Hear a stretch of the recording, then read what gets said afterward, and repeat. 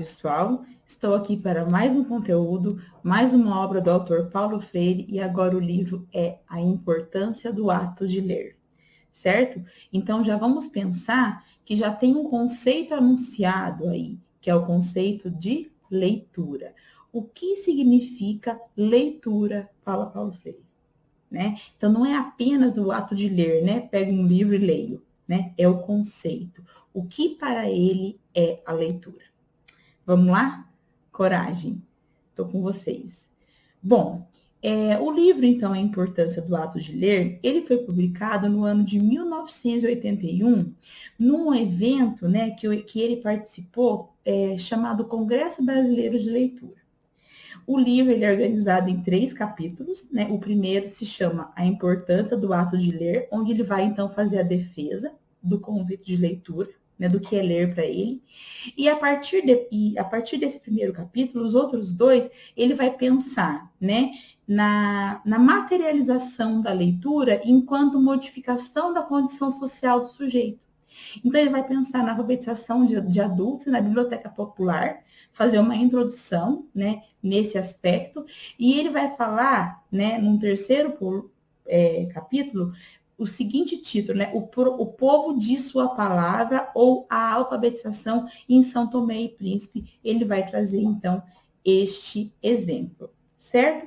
Dentro do livro, né, ele vai iniciar falando sobre o seu processo de escrita, né? Ele fala, então, né, que a escrita, o exercício é resultado, né, da importância da leitura, né, e de tudo que está envolvido no ato de ler, né, que não é apenas aquela simples decodificação do código.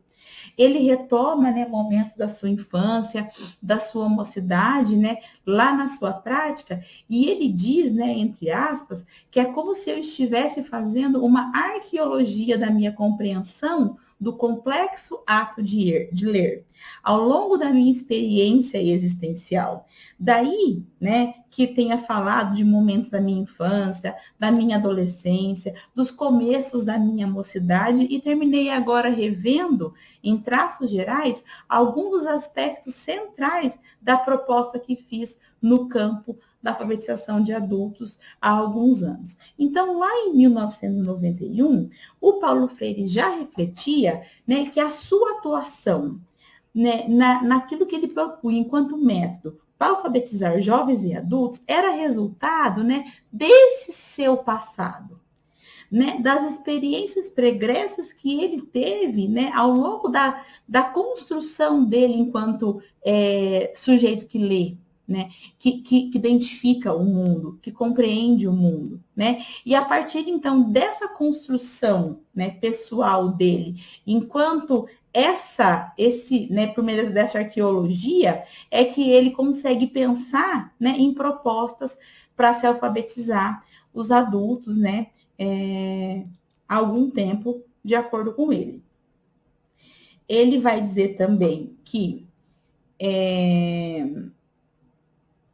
vai falar um pouco da sua infância, né? Então, os detalhes vocês podem procurar saber na biografia dele, mas ele vai dar detalhes, né, de uma casa amarela que tinha no quintal, né, na cidade do Recife, que ficava numa rua chamada Estrada do Encanamento. Então, todas as simbologias, né, de elementos, né, todos que eram importantes da vida dele e que não eram apenas dados, eram elementos constitutivos da essência dele como sujeito.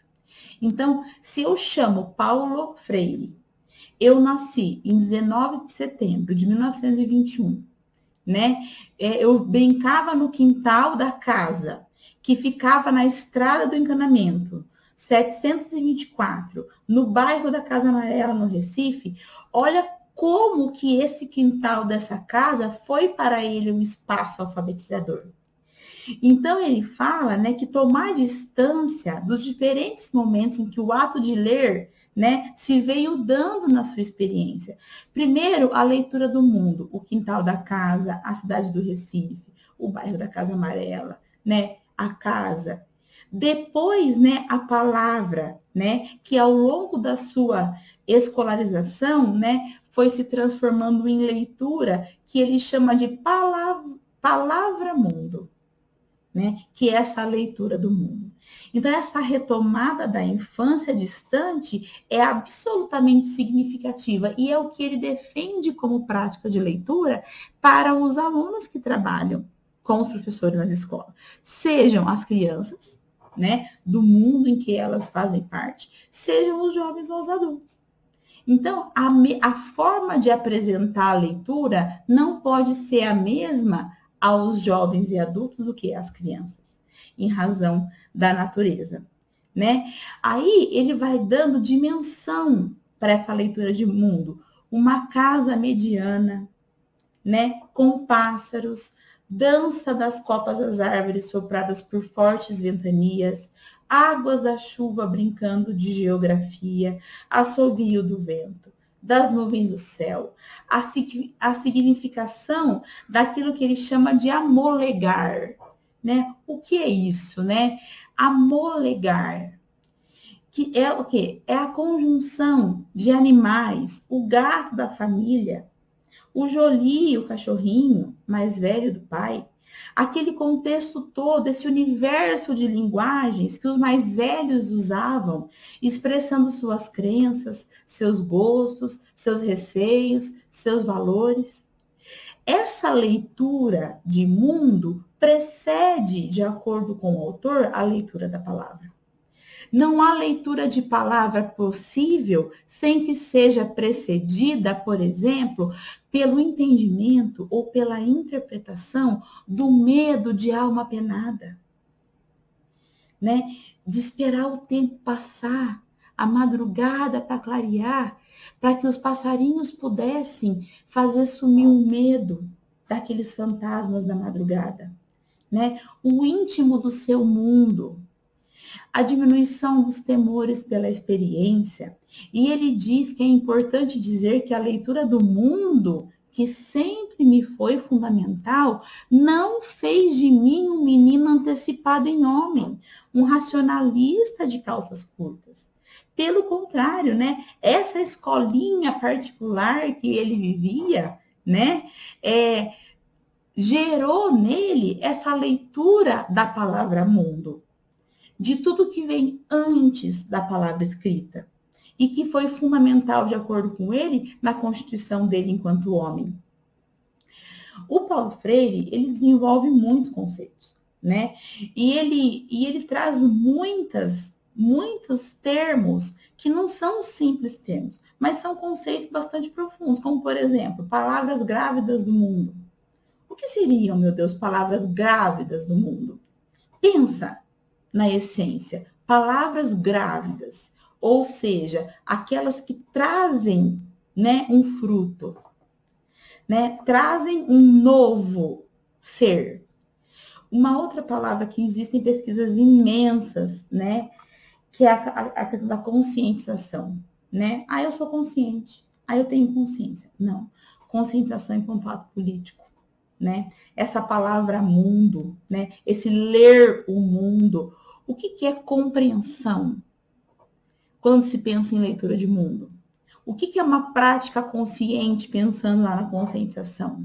O que é esperança? Esperança do verbo esperar ou esperança do verbo esperançar? Né? O que é libertação? O que é liberdade? O que é autonomia? O que é a construção da história individual? O que é a crítica do mundo? É simplesmente falar mal? Ou é conhecer para criticar? Repertoriado pela ciência. Né? A questão do combate à opressão, né? Do combate à massificação, da mobilização do grupo, do diálogo, da inquietação, tudo isso sendo expressada através do que ele chama de linguagem e realidade.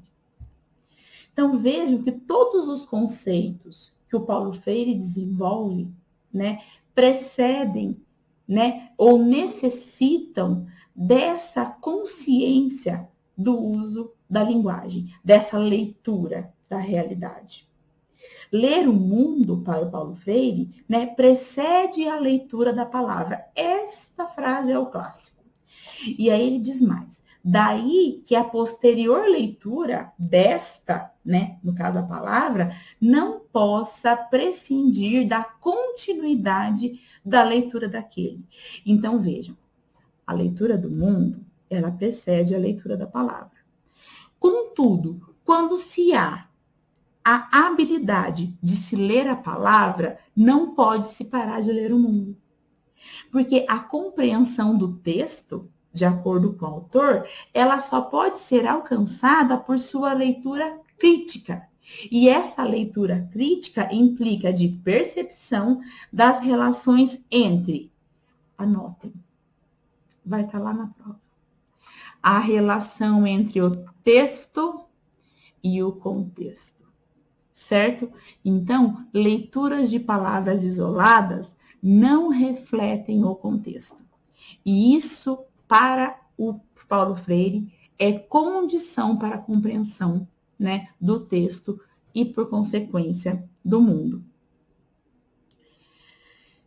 O que é esse termo palavra mundo? Tudo junto, né? Ao ir escrevendo, né, esse livro, diz ele ia tomando distância, né, dos diferentes momentos que ele viveu com o ato de ler, né? E isso foi dando, de acordo com ele, da experiência existencial. Primeiro, né, a leitura do mundo, né, do pequeno mundo, movia ele. Depois, a leitura da palavra, né, que nem sempre, de acordo com ele, ao longo do período de escolarização dele, foi palavra mundo. Porque por muitas vezes foi oferecido para ele apenas a palavra, apenas o texto, longe do contexto. E as palavras grávidas, né? Que não basta, olha, essa também é um clássico, né? Não basta saber ler que Eva viu a uva, né? Essa frase clássica de uma cartilha de método tradicional. É preciso compreender, vejam o que é leitura de mundo, vejam o que é posicionamento político, vejam o que é consciência, conscientização, embate, confronto, ideias. É preciso compreender qual a posição que Eva ocupa no seu contexto social, quem trabalha para produzir a uva e quem lucra com esse trabalho. Ou seja, né, esse é um excerto tirado lá do livro Educação na Cidade, mas que é utilizada por ele aqui para exemplificar o que são as palavras grávidas. Então, não é só Eva viu a uva. Que uva? Quem é Eva? Quem plantou a uva? Por quanto ela foi vendida? Né? Quanto de trabalho foi explorado, né, nessa produção de simplesmente ver a uva? Né? Então, isso são palavras grávidas, palavras mundo. A compreensão, né, quer dizer que a educação, né, ele se usando como exemplo, né, não me foi nada enfadonha, de acordo com ele. Por quê? Para que tivesse sentido para ele, e aí ele já vai fazendo um convite para nós, professores, né, para que a educação, a alfabetização tenha sentido, né, para os alunos, precisa partir de palavras ligadas, palavras e frases, né, e textos ligadas à minha experiência, que não tem que necessariamente já estar direto escrito no livro, no caderno, mas nos gravetos, né, escritos no chão com terra, e em outras tantas situações que a gente pode imaginar. O que é conscientização a partir disso, né? Aí ele vai dizendo que mais longe, né, do que escrever no chão com graveto, partindo das palavras, é o que isso vai promovendo. Né? Essa palavra, né? Essa leitura da palavra, que não é apenas uma palavra, mas ela é uma palavra mundo, né? E de certa forma, a palavra é usada para escrever o mundo, reescrever o mundo, e a partir dessa consciência transformar o mundo. Isso é conscientização. É a palavra escrita, reescrita, transformada. A construção histórica disso, então, né, de acordo com Paulo Freire, né, ela é uma ação de aprender. Aprender para ele é uma aventura criadora. Vai cair na tua prova. Aprender para Paulo Freire, uma aventura criadora. Algo, por isso mesmo, muito mais rico do que meramente repetir a lição dada. Eva viu a uva, né? Sílabas incontáveis, palavras repetidas, tracejados, né? Treinamento. Aprender para nós é construir, mas não apenas. Reconstruir, constatar para mudar o que não se faz em abertura ao risco, à aventura e ao espírito. Ninguém aprende, de acordo com Paulo Freire, sem se arriscar. Porque para ele, aprender é uma aventura criadora. Essa compreensão, portanto, de que a leitura do mundo que precede a leitura da palavra, ela é configurada naquilo que ele chama de linguagem e realidade.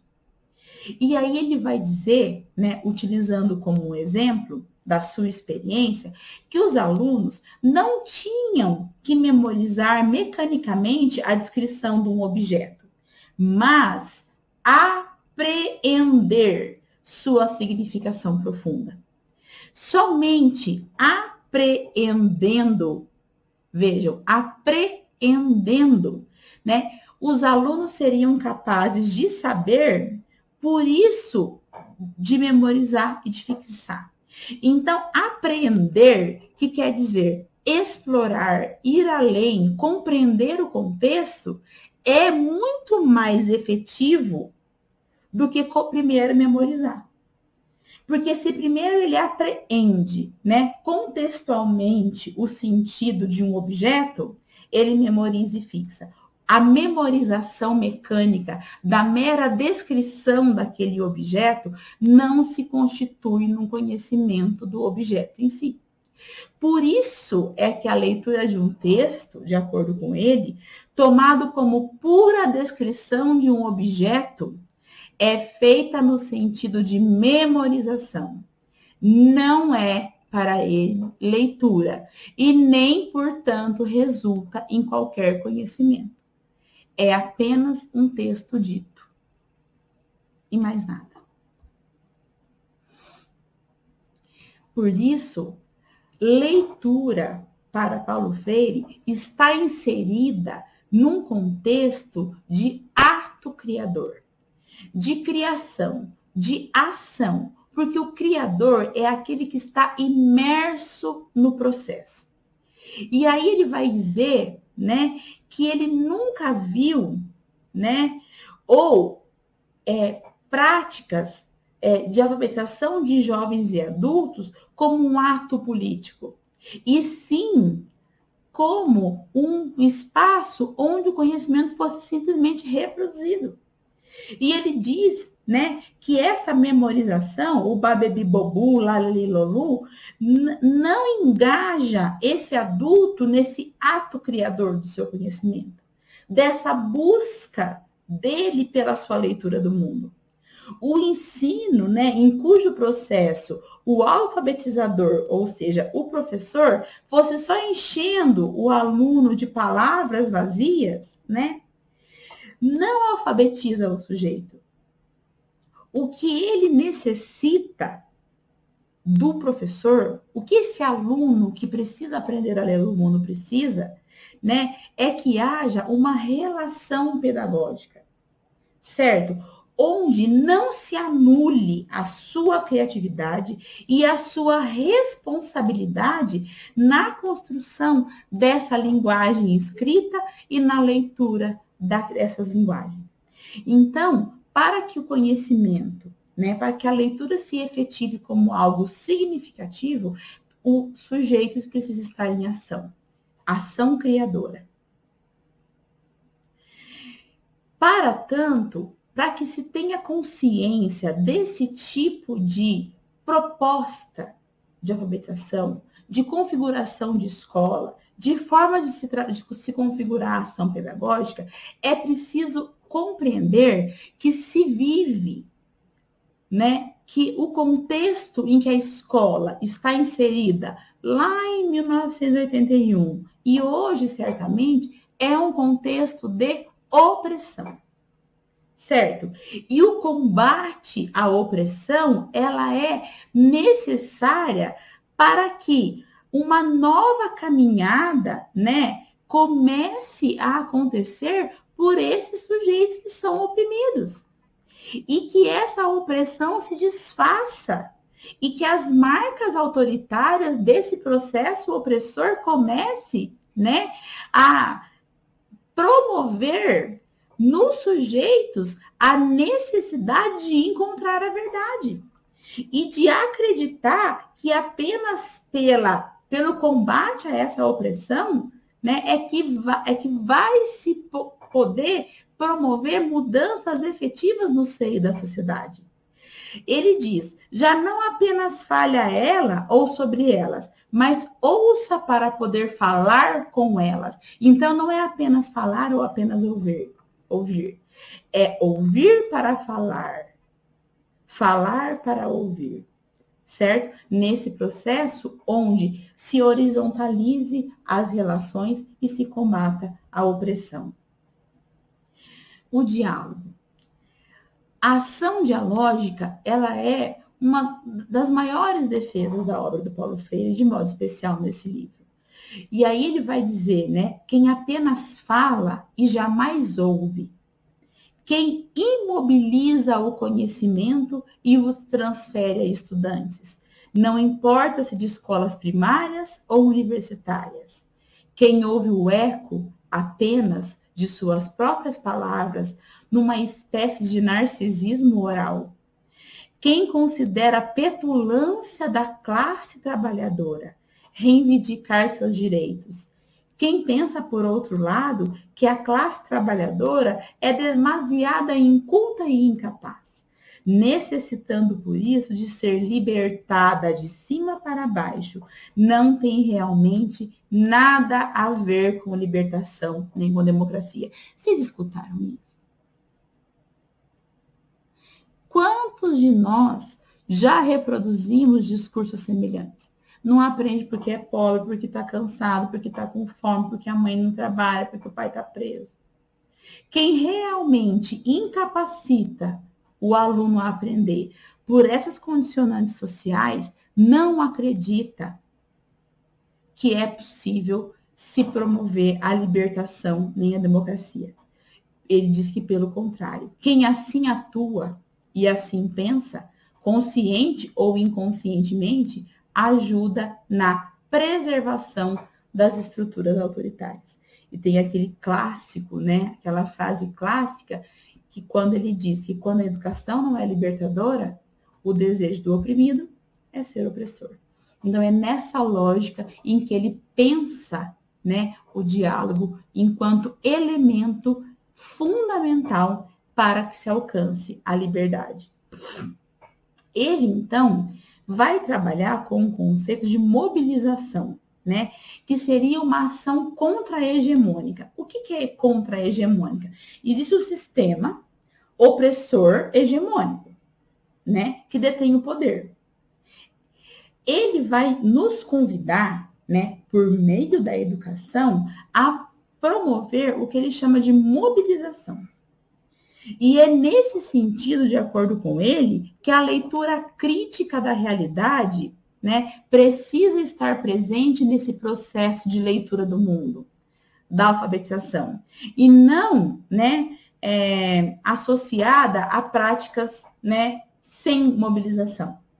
Ele diz que essa ação mobilizadora, né? E ele tem o Gramsci como autor, né? Que respalda teoricamente as suas ideias, é que vai, então, promover essa ação contra as lógicas de poder, que seria essa mobilização, essa ação contra-hegemônica, presente no texto. Então, portanto, vocês precisam compreender que a leitura que ele está dizendo não é apenas, né, a decifração de um código, mas ela é provém, né? E esse é um outro elemento do livro, da visão crítica em relação ao mundo. E o que é essa visão crítica em relação ao mundo, né? É o texto no contexto, o lugar, de onde parte, como que o currículo se alavanca a partir do lugar, da criança, do jovem, do adulto. Na medida, de acordo com o autor, porém, em que eu fui me tornando íntimo do meu mundo, em que melhor o percebia e o entendia na leitura que dele ia fazendo. Conforme ele foi compreendendo as estruturas do mundo, os medos dele diminuíram. O que ele quer dizer com isso? Que a visão crítica do mundo, que a leitura do mundo a partir das experiências vividas no mundo, trazem para o sujeito segurança. Autonomia é o conceito. Quando eu sou um sujeito autônomo, eu não temo. Eu sou completo. Eu tenho plenitude, né, daquilo que eu construí enquanto saber. E aí, essa consciência, né, a aquisição da autonomia é o que vai dizer para nós, na leitura do autor, né, nas ideias dele, é a única forma de se mudar a realidade. Ou seja, a realidade opressora. Como? Mediante o que ele chama de prática consciente. E aí ele diz, se na verdade não estou no mundo para simplesmente a ele me adaptar, mas para transformá-lo. Se não é possível mudá-lo, nenhum certo sonho ou projeto de mundo, devo usar toda a minha possibilidade que tenha para não apenas falar da minha utopia, mas participar das práticas com ela coerentes. O que é utopia para ele, né? É essa realidade mudada. Então, veja, a mudança da realidade para Paulo Freire está num patamar de utopia. E a utopia, ela só é alcançada através da revolução. E que revolução é essa? São resultados obtidos partindo do que ele chama de prática consciente. Aprendemos não apenas para nos adaptar ao modelo opressor, neoliberal, capitalista, desigual.